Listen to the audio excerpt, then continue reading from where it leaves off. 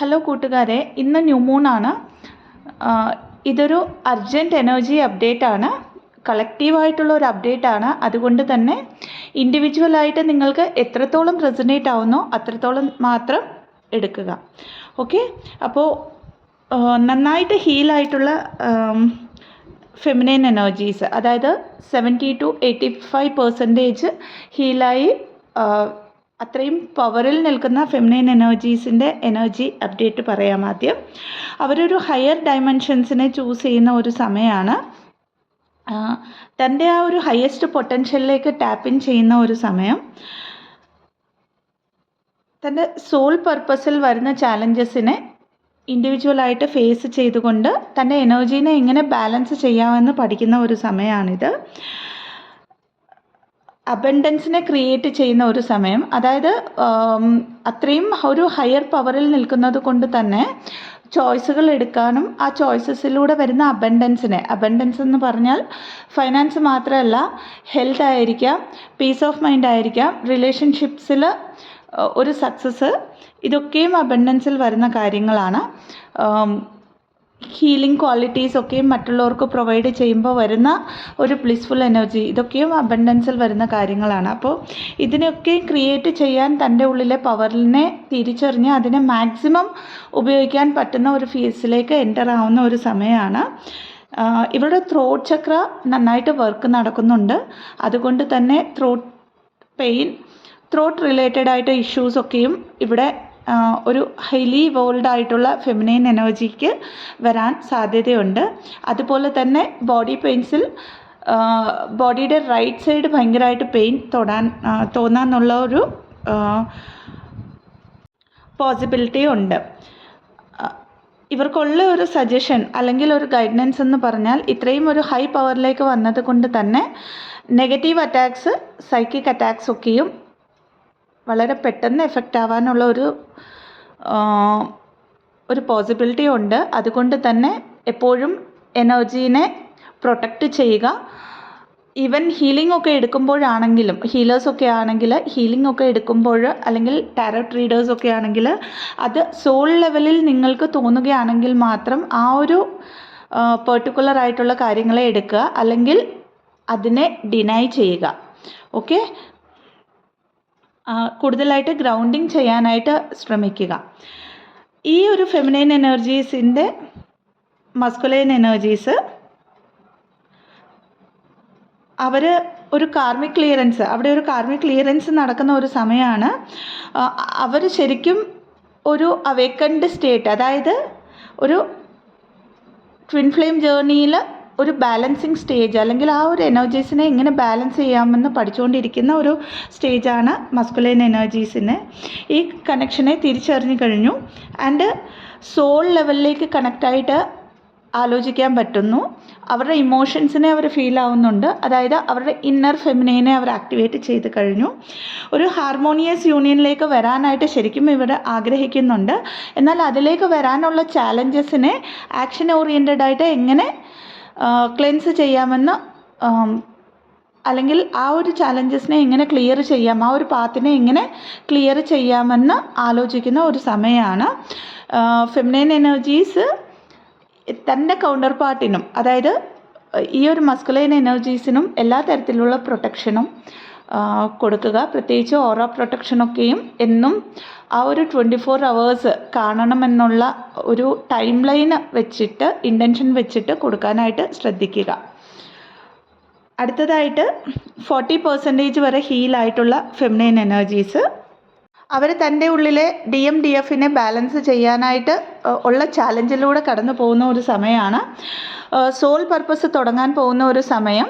ഈ ഒരു സമയം മേ ബി കുറേ ഫെമിനൈൻ എനർജീസ് അവരുടെ സോൾ പർപ്പസ് തുടങ്ങിയിരിക്കാം, അല്ലെങ്കിൽ തുടങ്ങാനായിട്ട് പലതരത്തിലുള്ള പ്ലാനുകൾ, അവരുടെ ഉള്ളിൽ എന്തെങ്കിലും സെൽഫ് വർത്ത് ഇഷ്യൂസൊക്കെ ഉണ്ടെങ്കിലും അതിനെ ലെറ്റ് ഗോ ചെയ്തിട്ട് പതുക്കെ തൻ്റെ സോൾ പർപ്പസിനെ തുടങ്ങാനായിട്ടുള്ള പ്ലാൻസും ഓപ്പർച്യൂണിറ്റീസിനെ ഒക്കെയും ടാപ്പ് ഇൻ ചെയ്യാനായിട്ട് തുടങ്ങിയ ഒരു സമയമാണ്.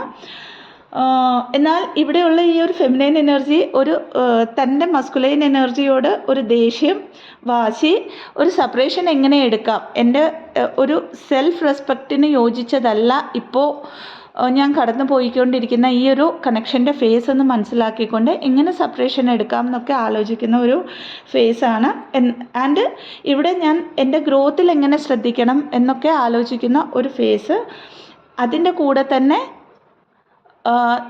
പലപ്പോഴും നമ്മൾ ഹീലാക്കി എന്ന് വിചാരിച്ചിരിക്കുന്ന പലതരത്തിലുള്ള കാർമിക് ഇൻസിഡൻസ് പിന്നെയും ലൈഫിലേക്ക് വരുന്ന ഒരു ഫേസാണ്. അങ്ങനെയൊക്കെ ഉള്ള കാർമിക് ട്രിഗേഴ്സ് വരുന്നുണ്ടെങ്കിൽ മനസ്സിലാക്കുക അതിനെയും ടോട്ടലി ഹീലാവാത്തത് കൊണ്ടാണ്. ആ റിമൈനിങ് എന്തൊക്കെയുണ്ടോ ആ ഒരു ഇംപ്രഷനാണ് നിങ്ങളുടെ ഉള്ളിലേക്ക് വരുന്ന ഫീലിങ്സ്.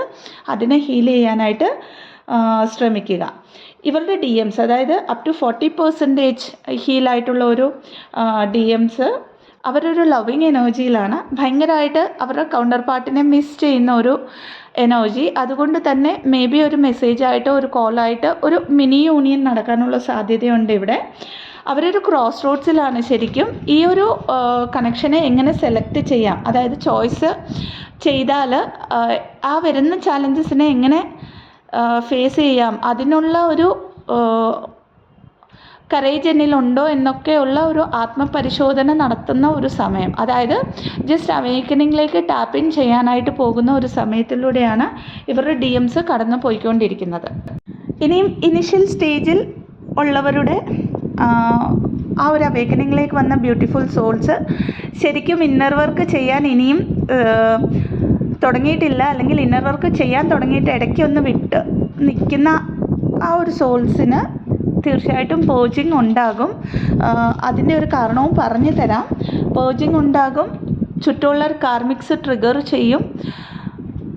അതേപോലെ തന്നെ മേ ബി നിങ്ങളുടെ DM ട്രിഗർ നല്ലൊരു ട്രിഗർ തരാനുള്ള ഒരു പോസിബിലിറ്റി ഉണ്ട്. പ്രത്യേകിച്ചും തേർഡ് പാർട്ടി സിറ്റുവേഷനിലൊക്കെ ഉള്ളവരാണെങ്കിൽ ആ തേർഡ് പാർട്ടി റിലേറ്റഡ് ആയിട്ടുള്ള എന്തെങ്കിലും ഇൻഫർമേഷൻ നിങ്ങൾക്ക് നിങ്ങളുടെ DM പാസ് ഓൺ ചെയ്തിട്ട് അവിടെ ട്രിഗർ, അതായത് അത് നിങ്ങളുടെ ഉള്ളിലുള്ള ഇൻസെക്യൂരിറ്റി തന്നെയാണ്, അവിടെ ട്രിഗർ തരാനുള്ള ഒരു പോസിബിലിറ്റി ഉണ്ട്. ഇങ്ങനെയൊക്കെ ട്രിഗേഴ്സ് വരികയാണെങ്കിൽ നിങ്ങളുടെ കൗണ്ടർ പാർട്ടിനോടൊരു വഴക്കിടാനോ അല്ലെങ്കിൽ നിങ്ങളുടെ കാർമിക് ട്രിഗേഴ്സിനോട് റിയാക്റ്റ് ആവാനോ ഒന്നും പോകണ്ട. അതിലൂടെ വരുന്ന ഇഷ്യൂസ് എന്താണെന്ന് മനസ്സിലാക്കുക. പേർജിങ് എന്ന് പറഞ്ഞാൽ കരച്ചിൽ വരും. അങ്ങനെ വരികയൊക്കെ ആണെങ്കിൽ അതിനെ റിലീസ് ചെയ്യുക. അതൊക്കെ നമ്മുടെ ഉള്ളിൽ കിടക്കുന്ന ഇഷ്യൂസ് ആണെന്ന് മനസ്സിലാക്കിക്കൊണ്ട് അതിനെ എങ്ങനെ ഹീൽ ചെയ്യാമെന്ന് മനസ്സിലാക്കി മുമ്പോട്ട് പോകാനായിട്ട്, ഈ ജേർണിയിൽ മുമ്പോട്ട് പോകാനായിട്ട് ശ്രമിക്കുക. അപ്പോൾ ഇന്ന് ന്യൂ മൂണാണ്. ന്യൂ മൂണിൻ്റെ കൂടെ സോളാർ എക്ലിപ്സും ഉണ്ട്, സൂര്യഗ്രഹണവും ഉണ്ട്. അതിൻ്റെ കൂടെ നാളെ തൊട്ട് നവരാത്രിയും തുടങ്ങുകയാണ്. അപ്പോൾ ഭയങ്കര ഇൻറ്റൻസ് ആയിട്ടുള്ള എനർജീസാണ് ആസ് യൂഷ്വൽ.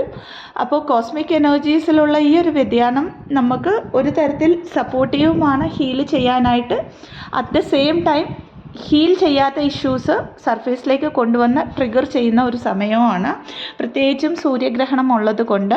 അപ്പോൾ സൂര്യഗ്രഹണം ഉള്ളത് കൊണ്ടെന്ന് പറയുമ്പോൾ ഒന്നോ രണ്ടോ മെസ്സേജസ് കണ്ടിരുന്നു, ഇന്ത്യയിൽ വിസിബിലിറ്റി ഇല്ല, അല്ലെങ്കിൽ ഇന്ത്യയിൽ ഈ ഒരു സമയമേ ഉള്ളൂ, അതൊക്കെ നമുക്ക് എഫക്റ്റ് ആകുമോ എന്നുള്ളത്. കോസ്മിക് എനർജീസ് എന്ന് പറയുന്നത് ഒരു കൺട്രി വൈസ് ഒരു സ്റ്റേറ്റ് വൈസ് അല്ല, അത് യൂണിവേഴ്സൽ എനർജിയാണ്. അപ്പോൾ നമ്മൾ എർത്ത് പ്ലാനറ്റിൻ്റെ ഏതൊരു ഭാഗത്താണെങ്കിലും നമുക്ക് ഈ കോസ്മിക് എനർജീസിൽ വരുന്ന എല്ലാ തരത്തിലുള്ള വ്യതിയാനങ്ങളും നമ്മുടെ കോൺഷ്യസ്നെസ്സിൽ, നമ്മുടെ എനർജറ്റിക്കൽ ലെവലിൽ എഫക്റ്റ് ആവും. അത് മനസ്സിലാക്കുക. അപ്പോൾ പിന്നെയും ബാക്ക് ടു ദ പോയിന്റ്, സൂര്യഗ്രഹണമാണ്. സൂര്യഗ്രഹണം എന്ന് പറഞ്ഞാൽ എന്താണ്? ചന്ദ്രൻ സൂര്യനും ഭൂമിക്കും ഇടയ്ക്ക് വരുന്ന ഒരു സമയം.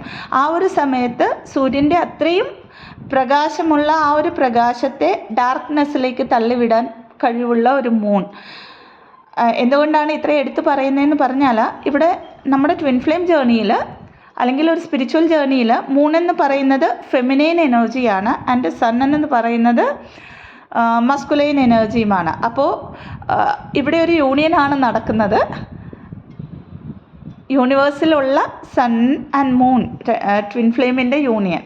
അപ്പോൾ അത്രയ്ക്ക് ഇൻറ്റൻസ് ആയിട്ടുള്ള ഒരു എനർജീസാണ് ഇന്നുള്ളത്. ശരിക്കും ഇതൊരു അർജൻറ്റ് ചാനലിംഗ് ആണ്, ഡൗൺലോഡായിട്ട് വന്ന ഒരു കാര്യമാണ്.